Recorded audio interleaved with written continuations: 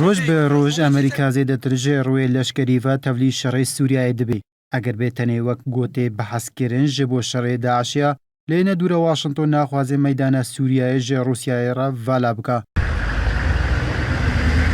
نووترین ڤلڤینە لەشکریە ئەمریکا لە سووریای بەڵاوکردنە سیستەما تۆپخانەیە گۆ بە ئاوایکی بلەت جێ خوا دەگوهازێ لێ تورکیای لە سەر سنوورێ سووریایە. وەزیرێ دەرڤەیە تورکیا مەولود جاویش ئۆغڵۆ ڕاگەهاند دێمەها ئەیارە بێدا ئەمریکا دێ سیستەما تۆپخانەیە خوا لە سەر سنوورێ سووریای بەرامبەر دەڤەرێن دەبن کۆنتڕۆڵا ڕێخستنە داعشێدە دنەڤ ئەخا تورکیایەدە بجی بکە ئاڤگاڤژی دێ ئالیکاربە دێ شەڕێ دژی داعشێدا وڕێن چون و هاتنە چەکدایەن داعش قۆت بکە. لە گۆری وەزیرێ دەرڤەیە تورکیا سیستەما تۆپخانەیە گۆ بە ئاوای بلەش جهێ خوا دەگوهێزێ ئەمریکی دێ لە هێژمارەك خال لە باژارên کلیس و ڕۆژهەڵەتەوی باژاری بێن بێجیکردن وێ دەمێ هەموو دەڤەرێن دەبن کۆنتڕۆلە داعشێدە لە سەر سنوورێ تورکیای دێ دەبن چاودێریە تۆپ و تۆپخانەیە ئەمریکی دەبێ بەتایبەتی گودرێژی ئاڤتنە گولایاوێ سیستەمێن 90 کیلۆمترە بێڤەیەکێ باژارên min bic û Ra'î û Cerablis û heya bab ên got dibin kontrola Daişê de ne û heya bajarê Helebê jî dê dibin çavdêriya Amerîka de bê. Mewlûd Cavîş-oğlu diyar kir got bicêkirina sîstema topxaneya Amerîka dê alîkariyê bidê hêzên nermîniyê opozisyona Sûriyayê ji bo girtina deverên dêbin destê Daişê de. Ev yek jî amajeyeke got biryar hatiye standin opozisyon li wan deveran bê belavkirin.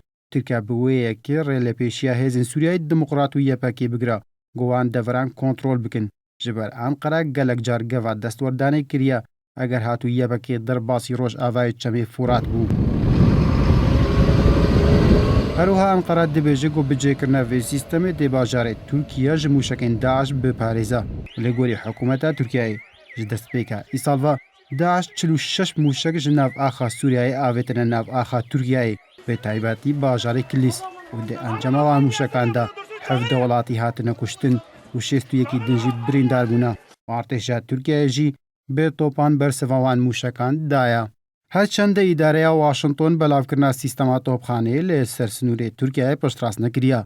Lê diyar e Amerîka vilvînên xwe yên leşkerî lê Sûriyeyê zêdete kiriye û dihojî Serokê Amerîka Barack Obama biryar da 250 leşkerên hêza taybet bişînî Sûriyeyê ji bo pêşkêşkirina alîkariya leşkerî ji bo opozisyona Sûriyeyê dê şerê lê dijî Daişê de.